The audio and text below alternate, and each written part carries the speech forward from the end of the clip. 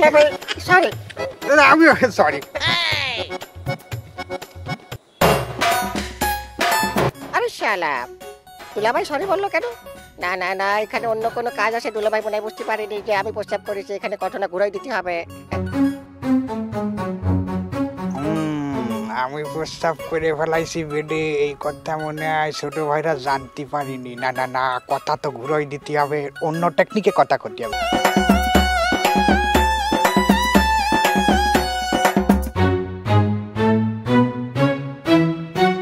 আচ্ছা দুলাভাই, আপনি সরি বললেন কেন?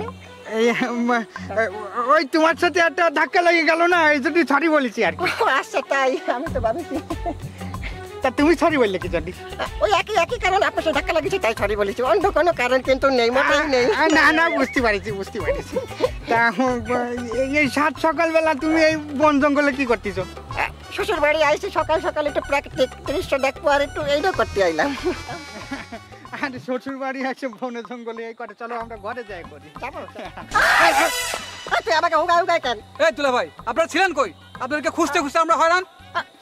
কিরা খুঁজতেছে? আমি খুঁজতেছি, খালাম্মা খুঁজতেছে। খাইছে রে, এইবার মনে হয় সব বাস্ট হয়ে গেছে। আমি যাবো না, আমি এদিক যাবো। না তুমি কোথায় যাচ্ছ? চলো চলো তার পাশে চলো। আমার দরকার ছিল না।